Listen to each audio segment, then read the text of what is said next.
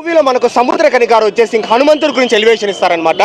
ఆ సీన్కి అయితే నిజంగానే రోమాలు నిక్కపొడుచుకుంటాయి, గూస్ బంప్స్ అంటాం కదా, అలాంటి సీన్స్ 5 ఉన్నాయన్నమాట.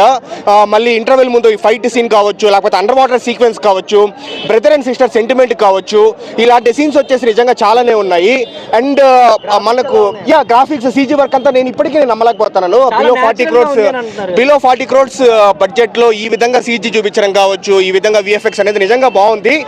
మూవీ వచ్చేసి బ్రో మనకేమి ఒక దేవుడి స్టోరీ అలా ఏం కాదనమాట. వాళ్ళ ఇంటర్వ్యూలో చెప్తున్న విధంగానే ఇది వచ్చేసి ఒక సూపర్ హీరో మూవీ. చాలా బాగా తీస్తాడు ప్రశాంత్ వర్మ వచ్చేసి.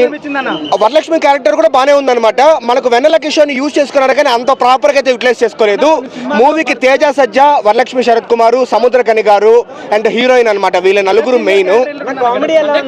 కామెడీ బాగుంది. కామెడీ మనకు సత్యం నుంచి అయితే బాగా జనరేట్ అయింది. ఇంకొకటి తేజ సజ్జా వచ్చేసి ఈ మూవీలో పవన్ కళ్యాణ్ గారిని, మహేష్ బాబు గారిని, ప్రభాస్ గారిని, అల్లు అర్జున్ గారిని, వీళ్ళ ఐకానిక్ సీన్స్ ఉంటాయి కదా, ఆ సీన్స్ అయితే ఇమిటేట్ చేస్తారు. ఆ షాట్ కూడా బాగా వర్కౌట్ అయింది. తక్కువ థియేటర్లు ఇచ్చినారంటే అది వేరే ఇష్యూ కావచ్చు, కానీ మనకి ఈ రోజు వచ్చేసి ఓకే, ఈ రోజు నేను చూసేసాను, రేపు గుంటూరు కారం నేను చూస్తాను, సో అది ఓకే. బట్ మూవీ గురించి అయితే నిజంగా ఒకటే చెప్తాను బ్రో, అంటే మన మైథాలజీ అనే దానికంటే మనకు వచ్చేసి మన ఇతిహాసాలు, మన హిస్టరీ ఇప్పుడు ఈ బ్యాట్మ్యాన్లు, సూపర్ మ్యాన్లు, స్పైడర్ మ్యాన్లు ఇవంతా కాదనమాట. మన చరిత్ర గురించి, మన దేవుళ్ళ గురించి మనం తెలుసుకోవడము.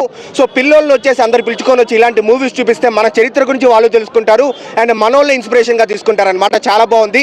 And Teja Sajja dialogue delivery కూడా అనమాట, లైక్ కొట్టేవాడు సినిమా హీరో అనుకుంటానవా, కాదు సూపర్ హీరో అని చెప్పే డైలాగ్స్ కావచ్చు. సూపర్ హీరో అంటే శక్తులు ఉండాల్సిన అవసరం లేదు, తన శక్తికి మించి వేరే వాళ్ళకి సహాయం చేస్తే చాలా ఆయన సూపర్ హీరో అని ఇలాంటి డైలాగ్స్ అయితే చెప్పడం జరిగింది.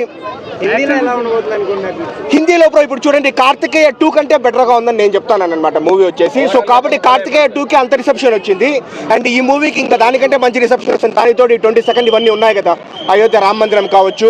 సో డెఫినెట్లీ నార్త్ లో అయితే చాలా అప్రిషియేట్ చేస్తారు. అండ్ ఒకటే బ్రో, గుంటూరు కారం మూవీకి అయితే నిజంగా గట్టి పోటీ ఇచ్చేలాగే ఉంది, ఎందుకంటే హనుమాన్ లో కంటెంట్ ఉంది అండ్ గుంటూరు కారం కూడా ఇంకొక ఫ్యూ అవర్స్ లో మనకు తెలిసిపోతుంది.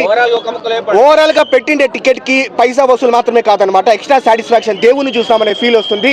2025లో జై హనుమాన్ కూడా వస్తా ఉందన్నమాట.